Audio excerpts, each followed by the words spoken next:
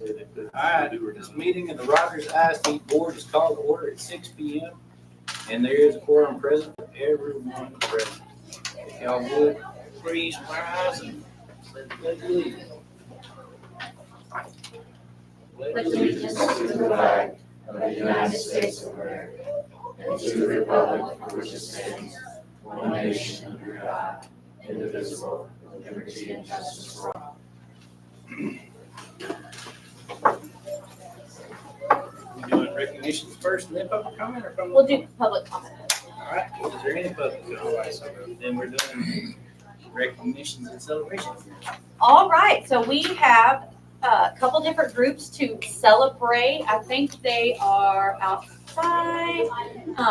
Brittany, do you want to grab Tanya first and we'll do the elementary spotlight? Okay.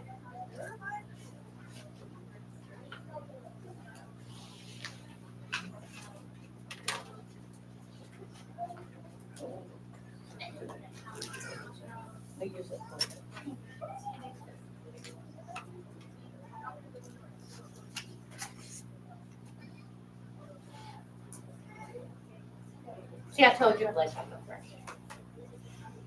Number one in my heart. There, it is. Okay. So the whole elementary, they're gonna spot, so every month we'll do a different spotlight. This month is the elementary, so they will get to choose what to spotlight.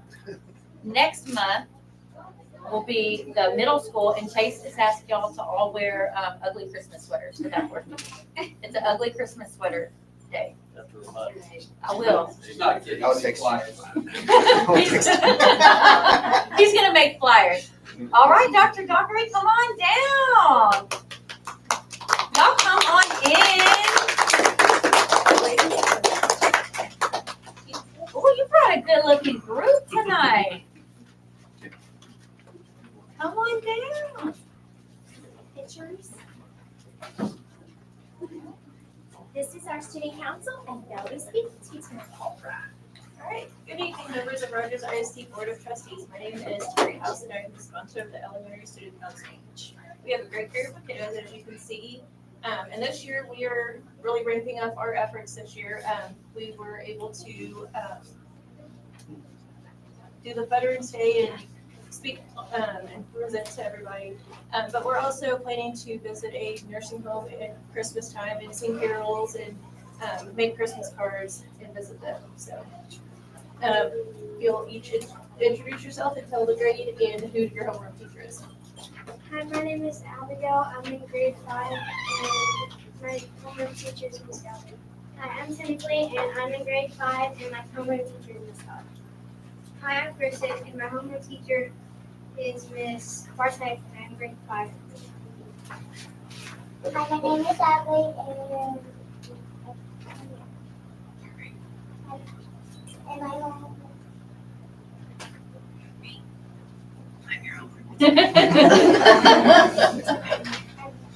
It's okay. This is Adelaide. She's representing my class in 3rd grade.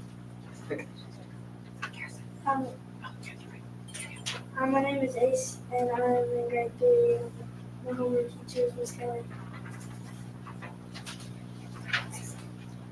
Hi, my name is Paisley, and I'm in grade 3, and my homeroom teacher is Sam.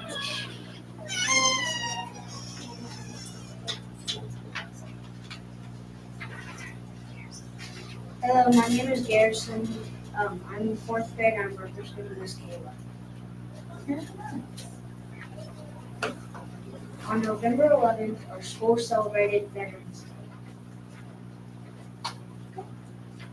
It shows our librarian sent our information to each teacher with book read aloud, such as the story then hero in our neighborhood, so we could learn why we celebrate this special day. On the morning of Veterans Day, we had 61 people attend the ceremony. Each grade level performed for the veterans. Our friends in pre-K recited a poem thanking the veterans for their help while our friends in kindergarten sang the song. Our friends in first grade recited the poem, See the Veteran, and our second grade friends sang Your Freedom Flag. Our fourth grade friends performed a readers theater to help us learn about the astronomy, and our fourth grade friends sang the Army Forces medal and throw to our forces, the arm of course Navy Marines at Coast Guard. Our program ended with their patrons. Many of our classes made special cards and notes for our veterans. After our celebration was finished, we shared them with the high school so the veterans at the celebration would know how much we appreciate them. After the ceremony, soldiers visited our classroom and talked to us about their jobs in the military. We enjoyed having them visit.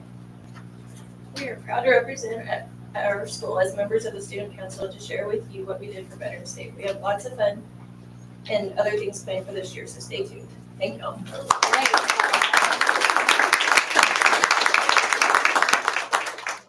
You know, we have to get a picture, right? Is that okay? No. Here, can I just get a picture with y'all and like the board? Yes. Just for a minute. All right, here, let's get the board out here real quick. And I'll take one. Sorry. They did such a good job. I have to take your picture. All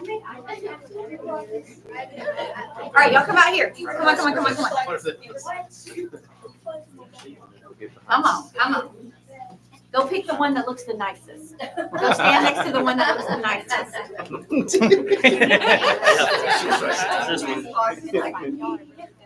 Look, why are all the children standing away from Bradley? There you go. All right. Here. Jesus is nice, I promise. I don't bite. All right. You better get in with your group. I know. You did a great job. You're the main reason we're here. All right. All right. On the count of 3. 1, 2, 3. Perfect. Wonderful. Thank y'all.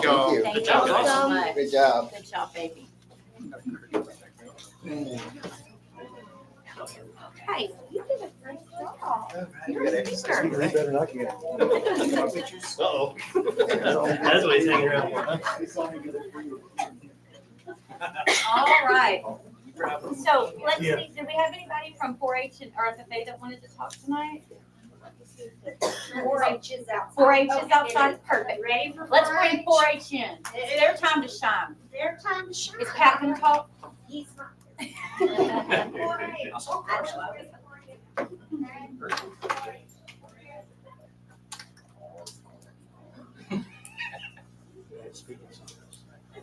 Probably. Welcome. And look how nice y'all look. Hello and welcome. So we wanted to invite y'all to a board members meeting so we could celebrate y'all. Thank you for taking part in 4-H and hear from y'all. Anything y'all had to say? Did they make y'all prepare a speech? Does anybody want to talk? They're going to introduce themselves. Okay, excellent. Yes. I'm Carson Erskine. Most of y'all already know that. And I'm the president. Howdy, I'm Kate Higginson and I'm the vice president. I'm Jennifer Fulcher. I'm secretary. I'm Kaylee Benolkin and I'm the recreation leader. So tell me how long y'all have each been in 4-H? I've been in since 3rd grade. Okay, so it's like since you started showing? Yeah. Okay, It's like the early shooting. Yeah. gotcha. I've been in it since 3rd grade. So third grade, 9 years. 9 years, so like 3rd grade. Yeah. This is my second year. Second, what grade are you in? 4th. 4th, and you're homeschool. Well, you homeschool. Yeah. Yeah. Hey, we are glad you're here. That you came with us. So tell me why 4-H? And don't say because your parents made you. I get it. Like I could see it, Carson.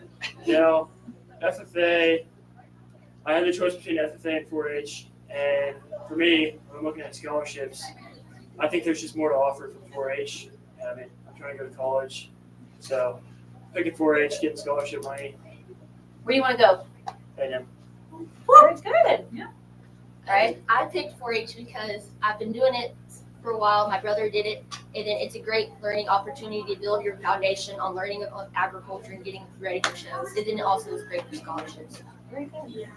I kind of went off the same thing as Carson did because it has great things to offer. And mostly, I also get to learn more about my job that I wish I could have in the future, like health related. So Bell County is one second healthy tech student. Nice. So I didn't really know what it was at first, and then my parents kind of said that it was, I don't know, that it had a lot of things that could teach me life skills. Yes. I want to be a good business owner, and so I thought that I could get good scholarships and I could be a good business owner, so that's what I did. You were like the most with it. You said like fourth grade, fifth grade? You were like the most with it fourth grader I think I've ever had. Like business owner and scholarships and everything. Guys, thank y'all so much for what you do. Thank you for taking part in 4-H and life skills. Anybody else? You know, I'm sure we have some people here. I was that- gonna make them recite the, motto. Oh, no. Don't you know it, Carson? I You should know it. I don't want to say. We are missing two of our, actually three of our officers right now, Eli Fox and Caleb Fox. They're Okay. at a game in Cameron I was right now. about to say, they're So probably they are playing somewhere. they're playing for the Eagles right now. And Bailey, I think Bailey Bassett, she's over, I think playing over it in the basketball right now herself. So Thank y'all so yes. much. Thank y'all for coming tonight. Thank you for good handshakes. Let's see. But y'all get it. A couple here, a couple here. I'm gonna take your picture. Pick, Okay. pick Just kinda whichever walk side around. looks the nicest. Make the Like, circle. two of y'all stand here and two of y'all stand here. Yeah. Wait, should we stand behind? I mean, You can. You stand wherever you I'm want. really tall. I don't want to. You don't want to make them look short? Okay. Stand by me.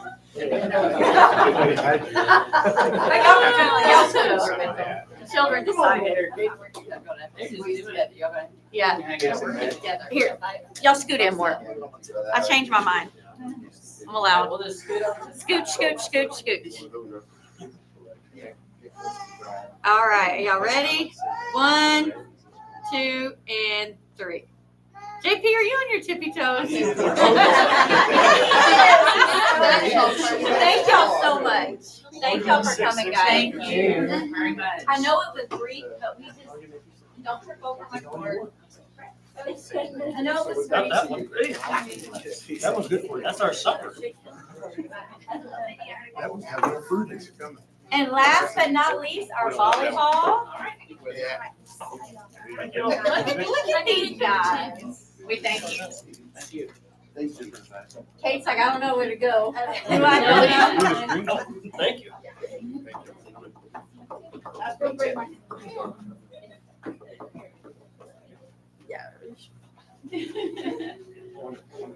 All right. Thank you very much. Thank y'all so much. And now we'll bring in volleyball. You want to grab on Amanda since you're close to the door?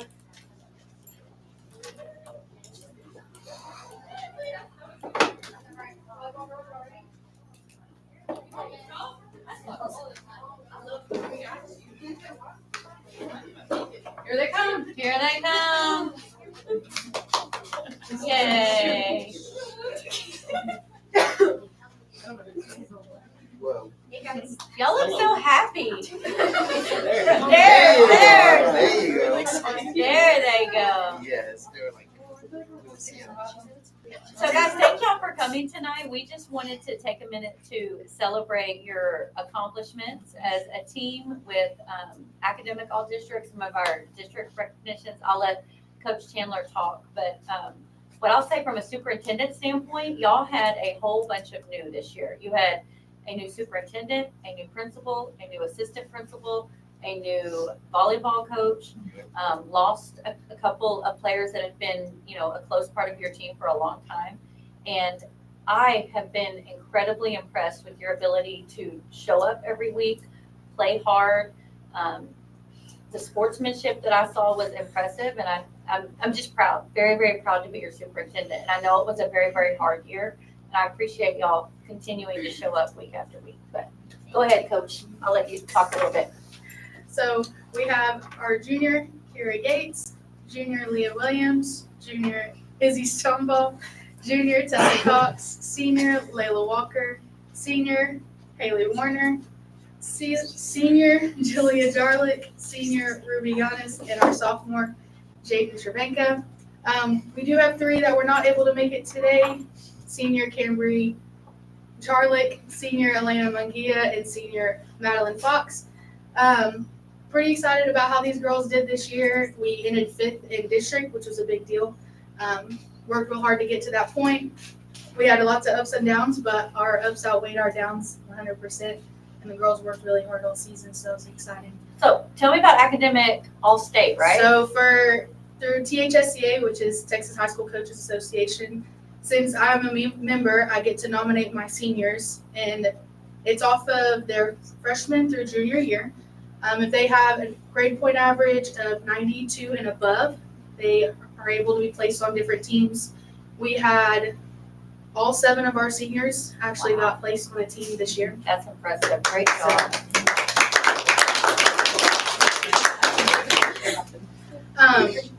We also just announced our district awards today, with everyone from our district being out of playoffs. So we had our first team person was Cambry Jarlick. Our second team person was Layla Walker, and our honorable mentions were Elena Munguia and Haley Warner. Also, 11 out of our 12 varsity players received academic all-district for this season as well. Good job. Which is a grade point average of 90 plus. Good job. Great job. Anybody from the board have questions? Anything to say? So you got a brand new coach. What do you like and dislike about it? Oh! Let's start with no, I think we should start with the Topeka girl. Jaden actually told me to ask that. So. Jaden, you told him to ask that? Just start with the seniors. Yeah, pretty excited about this group. Sad to see our 7 seniors go, but excited for what the future is going to hold for us. And a great group of underclassmen coming up. Lots of talent. Yes, headed our they way. Yeah. have a great talented group. Yeah. So, girls, thank y'all for giving up part of your time tonight. We know you're very busy, too busy for us, so thank you thank y'all. All right, bye, ladies. And I took a picture of y'all talking, so I'm not gonna make y'all like. Wait, why did Candy? Yeah, what do you want? Y'all make it candy. Raise the candy. Raise the candy. There's more on that side. Where? Better on that side.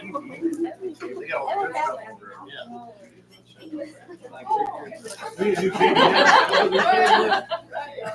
Lexi, we're out of candy. Yeah. We'll take that green Kit Kat.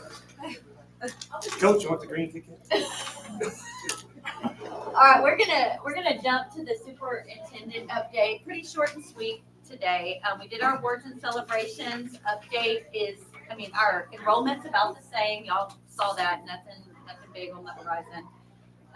We're at 891 as a district. Our attendance is looking good for the year. We're at 97% as a district. That's a big deal because that's how our funding comes in. And so the higher the attendance, the better the funding. Doing a great job.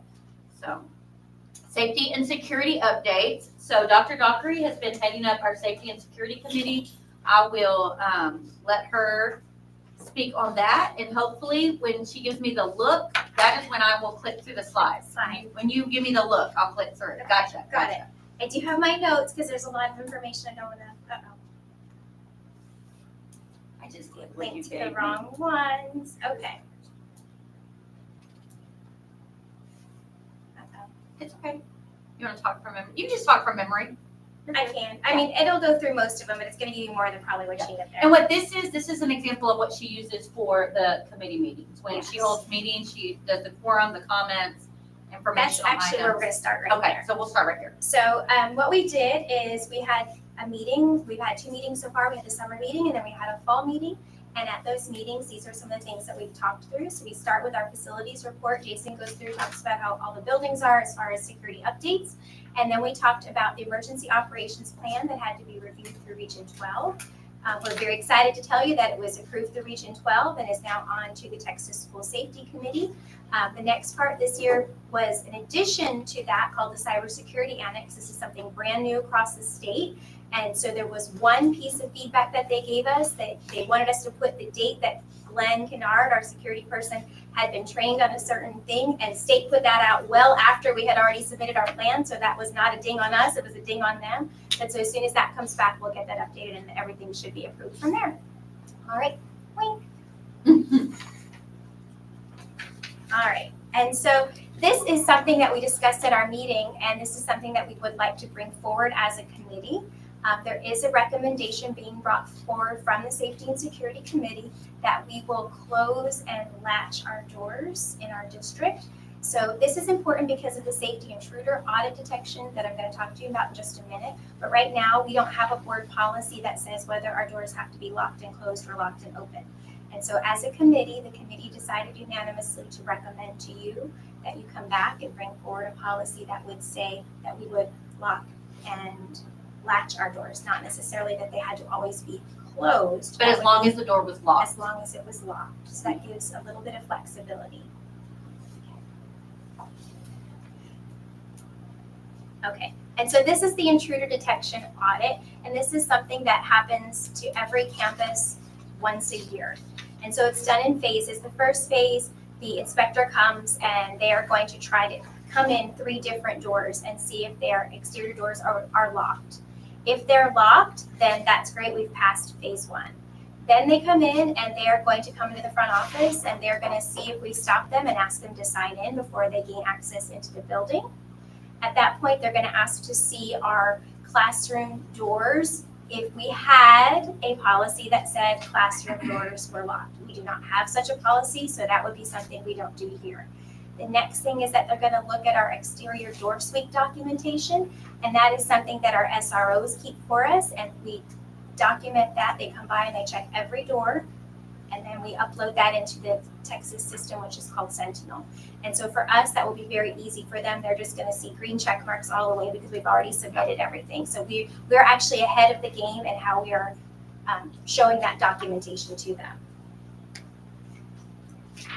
But this is something new that the state has called the District Vulnerability Assessment. And these are completed at the district and the campus level. So they're going to send a team to each campus across the state once every 4 years to ensure that we are all being compliant with our school safety standards. And we don't know when this visit will be scheduled, but we do know that superintendents are given some lead time on when that will be. We know it's not going to happen this semester because they've already made all their calls for this semester, but it could happen next semester or anytime in the 3 years after that. So Westphalia had theirs at the very, very beginning of the year, I think. Very beginning of the year. And Scott and I have talked a lot about what it looks like. What he has said is it's not a pass-fail. These are areas of improvement. That's what it's meant to do, is figure out where you're vulnerable.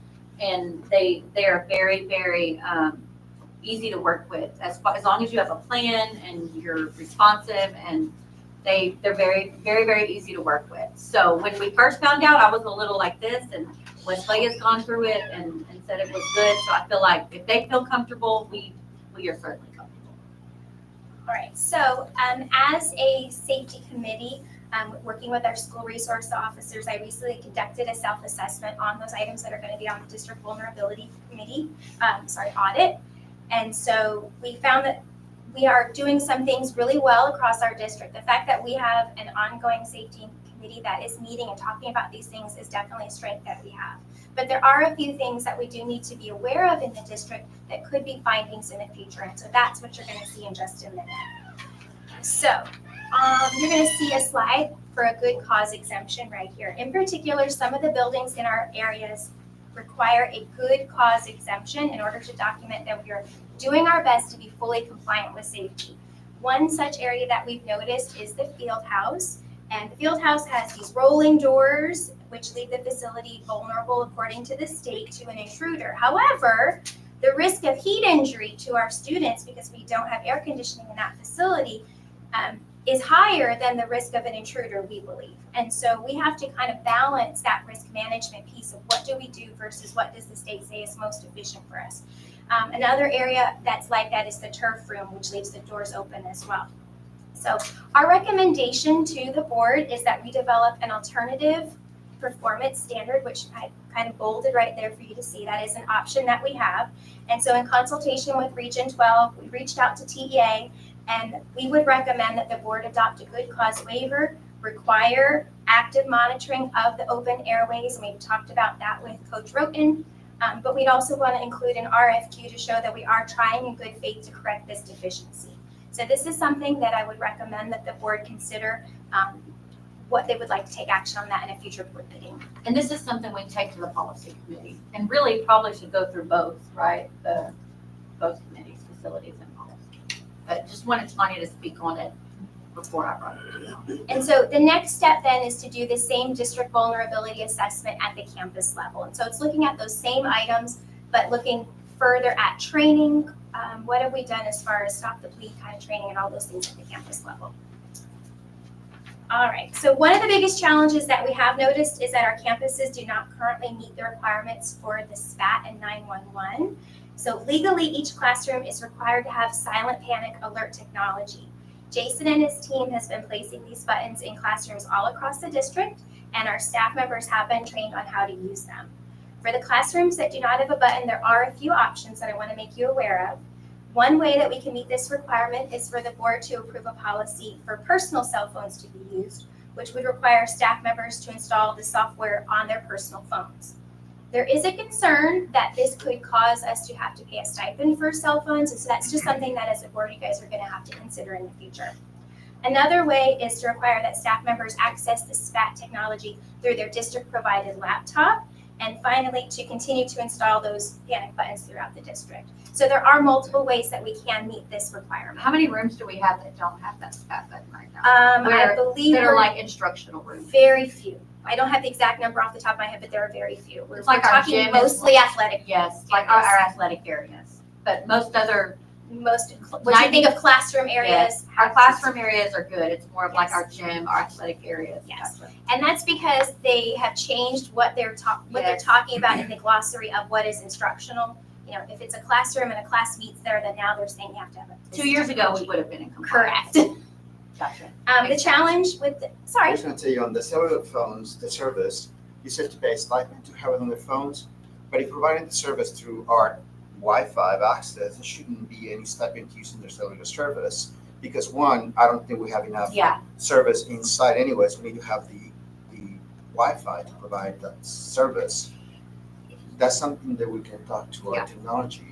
The Yes. stipend is because they're Using using their their personal personal device. Can we use a retired device, such as an Android phone that nobody has and is still kind of stable, because all they need is just internet service? that is an excellent option. I definitely think that's something we all should consider.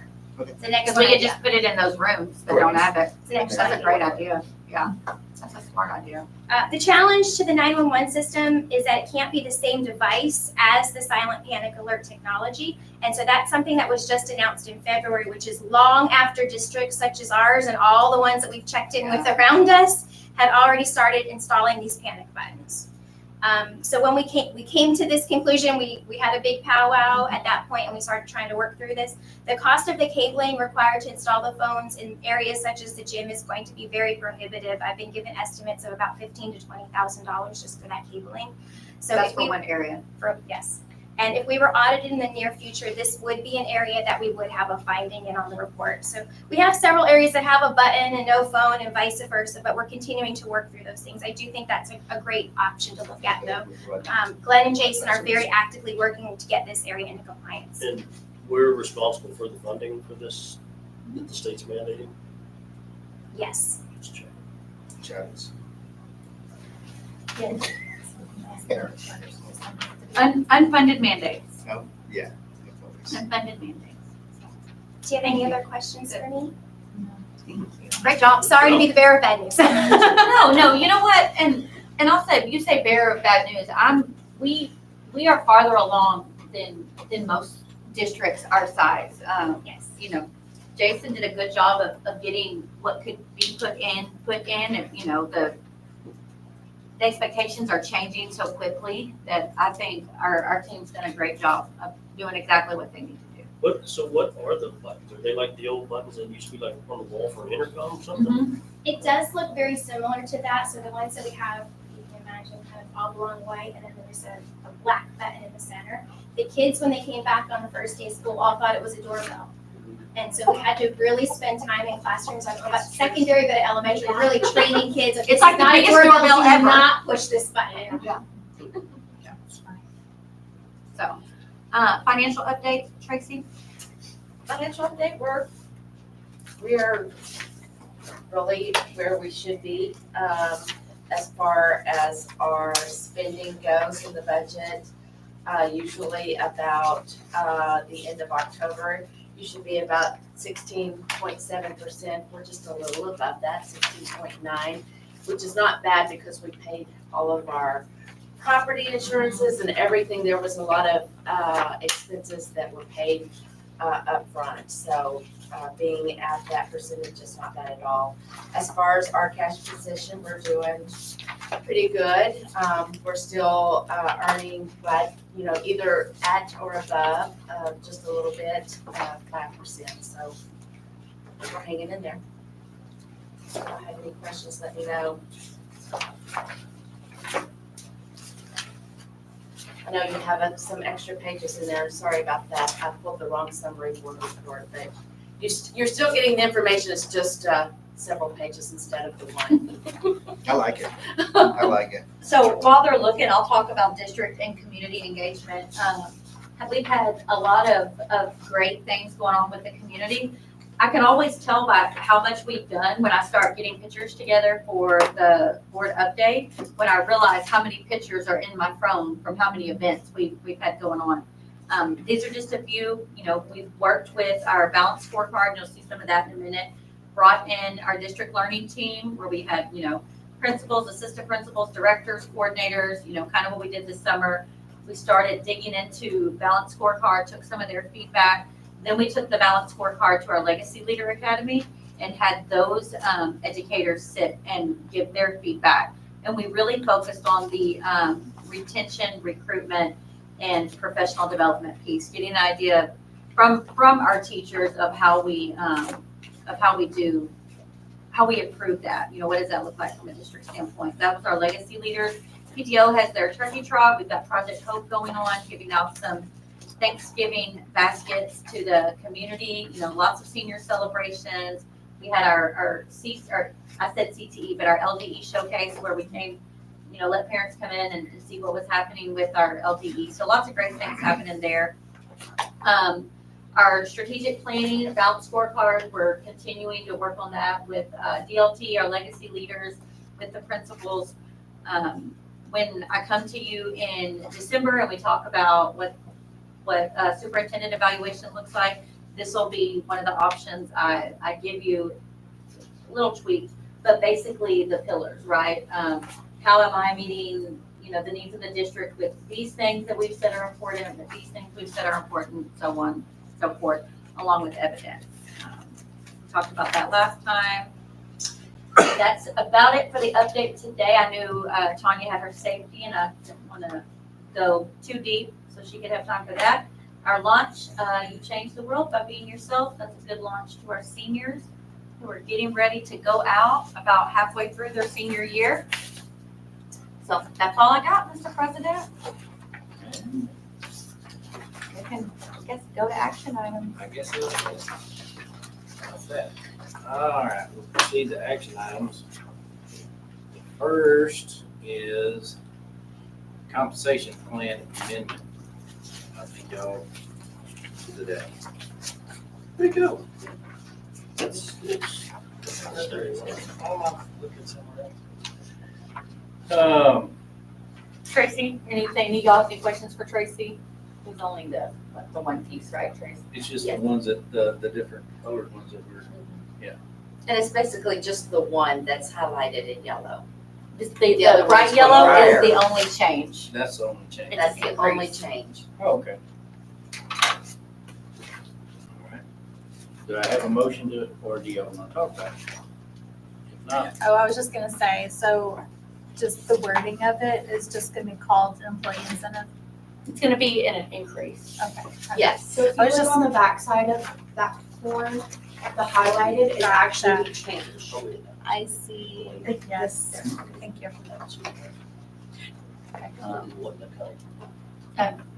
It didn't, I mean, it didn't matter really, however you want to do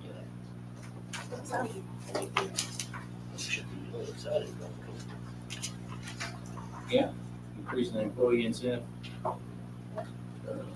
500. All right. Do I have a motion to approve as recommended by the administration? I so moved. I'll say it. First by Mrs. Fox, second by Mr. Mark. All those in favor, raise your hand. All those opposed, motion carries 7-0. And I'll say thank you. Our people are gonna be very, very appreciative. And we are very, very blessed to have the teachers that we have. You know, after being able to be in the classroom the last few months and seeing what our people do, we're very lucky to have them. I hope they feel the appreciation as much as I do. So. All right. Next item, we're also required to submit a resolution from the board for nominations for the board of directors for the tax appraisal district of Bell County. The nominated candidates are in their binders. We have 24 votes. 5 candidates that receive the most votes will be appointed to the board of directors members in January of 2025. An appraisal district of directors hires the chief appraiser and sets the budget. The directors have no authority to set the values or appraisal methods. The chief appraiser carries out the appraisal district's legal duties, hires a staff, and makes the appraisals, and operates the appraisal office. Is there any discussion?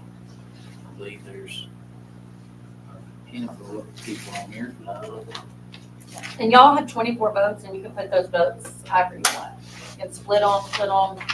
Okay. Takes a, normal Anybody vote. familiar with NBC? Yeah. Based on my research. Based on my prior knowledge. Based on my prior knowledge and in reaching out to people who know these people, I've heard that Todd Scott is a good one and Joe Burnett is a good one. And they're the only two that I heard of, but I know somebody else preferred one of the other ones also. Tammy Hubnick is our deputy chief appraiser for Bell County Tax Appraisal District. And she stated that Jared Bryan is currently one of the members who really advocates for smaller municipalities, and that he is a good one if we were interested, if y'all were interested in voting for him, that we might consider that as well. It's a friend of ours. Yeah. The person reach out to you or reach out to them? I reached out to Bell County to say, how will our ward know who to vote for? So she was just trying to give me some, because I was like. Because there's no biography about any of them. No, Yeah. no. And so anyway, so she just shared that with me. It's still your vote and you can do it any way you want. Okay. So, but I just wanted to share And that she's information with the you. assistant, what is she, Tammy? She's not, She's like the deputy. she's like right under me, the chief appraiser. Okay.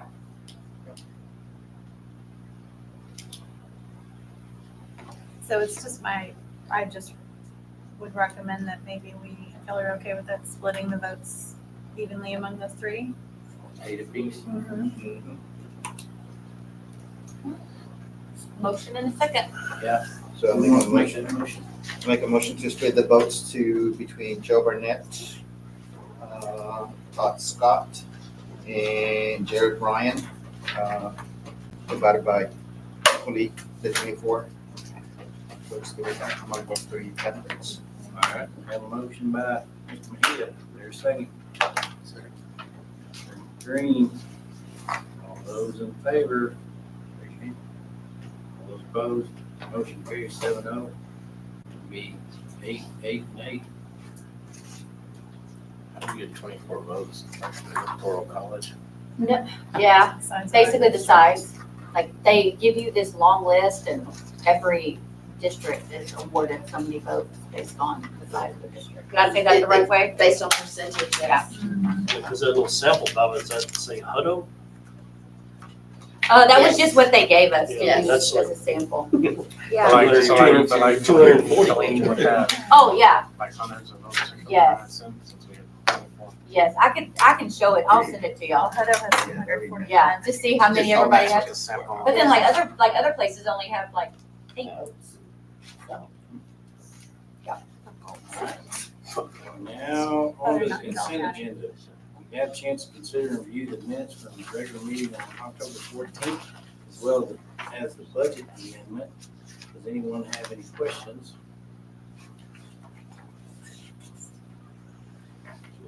Nope. Do I have a motion to approve as presented by the administration? Move. Second.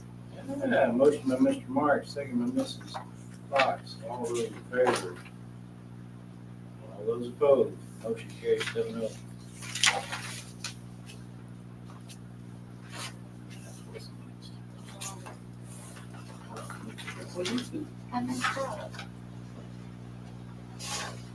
Do we need to do, we can put those together, 7A and B? mhm. That was the last one I did. Oh, yeah. Okay. Yes, the last is 7A, huh? So personnel will now move to closed session that's conducted in accordance with the Texas Open Meeting Act, Texas Government Code, Chapter 551, Subchapter C and E of the Texas Government Code, Section 418.183. So we're gonna move to closed session. I'm gonna have y'all go to the kitchen area. We're gonna stay in here. What time is it? Drew and Chase are in charge of, and everybody except So go. Trace. Yes, it was perfect.